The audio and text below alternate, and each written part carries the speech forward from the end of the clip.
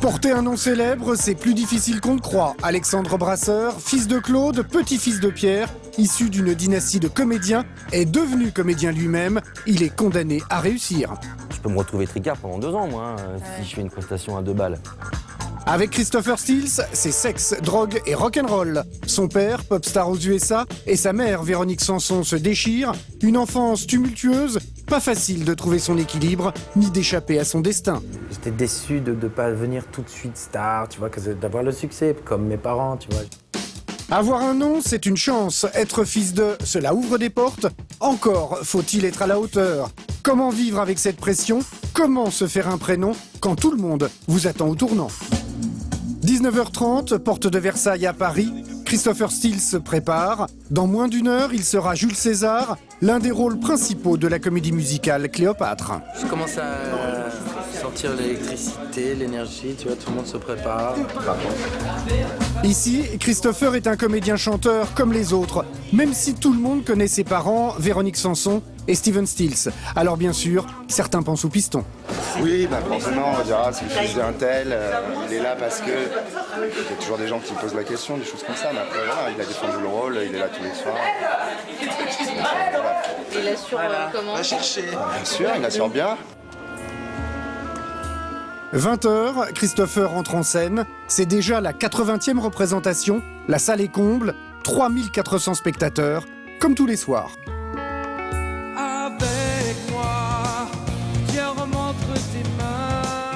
La musique, Christopher Stills est tombé dedans tout petit. En 1974, sa mère, Véronique Sanson, triomphe en France.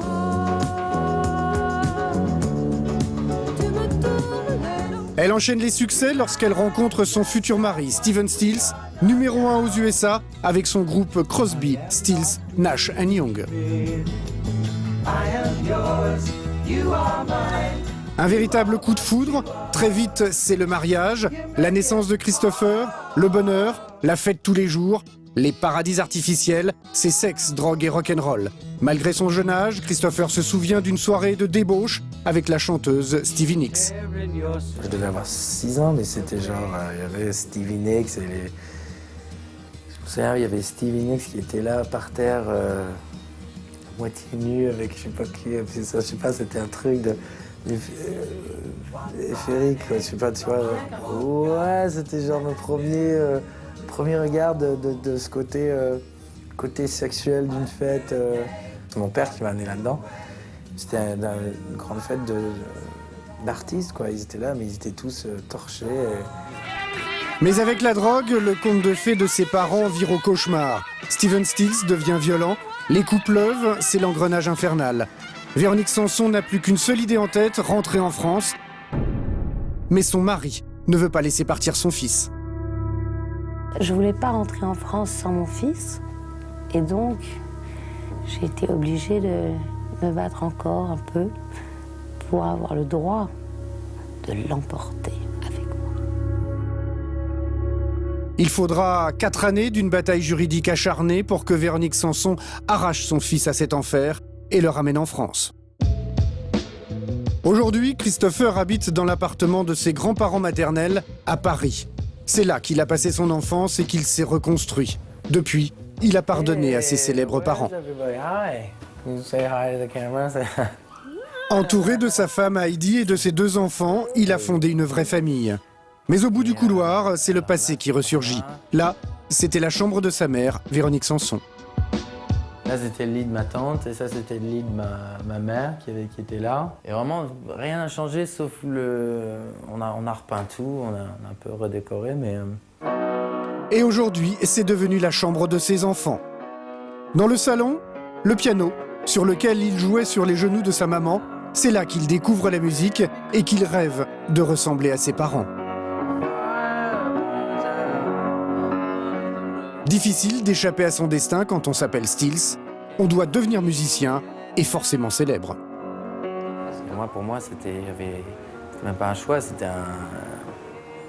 une évidence, un devoir même. Je sais pas, c'est comme si j'avais une torche et je la prends et je la continue. Christopher sort un premier album, puis un deuxième, mais le succès n'est malheureusement pas au rendez-vous. Il faut les garder pour soi. Il y a un temps pour les sortir. Il y a un temps où ils sont froids.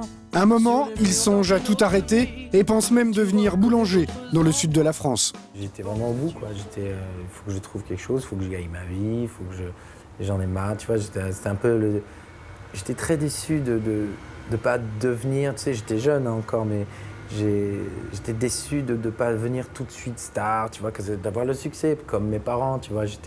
Dans ma tête, au début, j'avais ce rêve-là.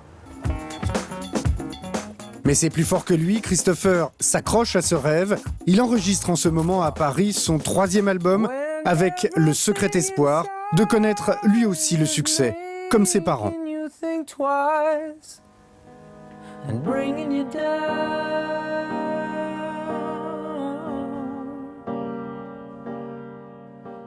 Je suis ma musique où elle va, si tu veux. Donc s'il y a du succès, tant mieux. S'il n'y en a pas, bah voilà. Si tu veux. Mais je fais tout ce que je peux pour en faire en sorte que j'en ai, quoi, du succès. Comme tout le monde. Mais le succès, le vrai, c'est sur la scène du Palais des Sports qu'il va le trouver. Pour le spectacle Cléopâtre, il passe le casting comme tout le monde et il est choisi pour son talent de chanteur, mais aussi de comédien. La comédie, moi j'ai toujours adoré ça, parce que justement c'était pas ce que faisaient mes parents. Et justement ça m'aidait à me sortir un peu de ce créneau de fils d'eux. Bon, il y a le fils d'eux, mais ça n'a rien à voir, quoi. C'était comme si je faisais quelque chose vraiment pour la première fois. Ironie de l'histoire, Christopher Stills triomphe à l'endroit même où sa mère connut son premier véritable succès. Véronique Sanson fut la première femme à se produire sur la scène du Palais des Sports. C'était en 1978. Alexandre Brasseur, lui aussi, est fils de star. À 38 ans, il ne s'est pas encore fait un prénom, mais il y travaille. De café.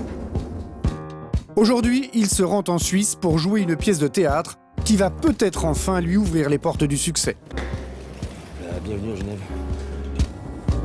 Alexandre joue dans une pièce de Sacha Guitry avec pour partenaire son père, Claude Brasseur.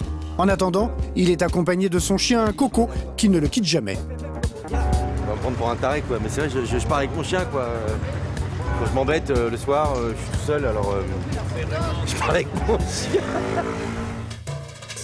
Brasseur, un nom célèbre, alors forcément à Genève, c'est Palace 5 étoiles. J'ai une chambre au nom de Brasseur, s'il vous plaît. Et quand on s'appelle Brasseur, il y a forcément un petit plus. Et c'est vrai que souvent, c'est pas qu'on a un traitement de faveur, c'est que oui, ils sont enfin, un petit peu quand même. Tant qu'à faire, ils nous collent les belles pioles, les bonnes tables. Et ce n'est pas pour rien, chez les Brasseurs, on est comédien d'arrière-grand-père en petit-fils. Une véritable dynastie d'acteurs. Aujourd'hui, Alexandre, fils unique de Claude, est donc l'héritier. Mon nom, il est connu par mon grand-père, par mon père. C'est surtout eux qui ont forgé le nom. Moi, je récupère le truc, là, mais le gros du travail, il a été fait au niveau de la popularité, je parle. Hein. Je parle après, chacun son trou, chacun son boulot, chacun son trou. Mais au niveau de la popularité d'un nom de famille, j'ai quand même 2 générations qui sont passées avant moi, quoi. Papa, t'as pas de la... Ah bah dis-moi. Depuis sa plus tendre enfance, Alexandre est fourré dans les pattes de son père. Et c'est tout naturellement dans la maison familiale qu'il a côtoyé les grands noms du métier.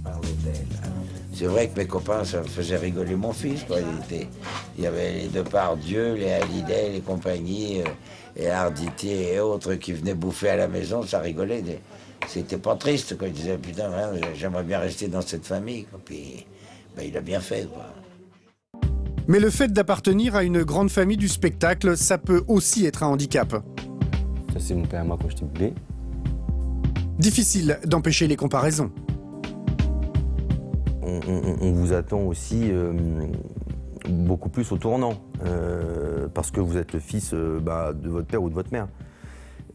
Ce que je trouve d'ailleurs un peu bébête comme réaction, parce que c'est difficile de comparer deux acteurs, un d'un certain âge et l'autre de 38 ans, un qui a 10-15 ans d'expérience, l'autre qui en a 40. Bon. Parce que côté cinéma, pour Alexandre Brasseur, le succès tarde à venir. À 38 ans, il n'a tourné que dans 5 films, et plutôt des films d'auteur. Le chemin est long pour se faire un prénom, et la solution, il l'a trouvée sur les planches.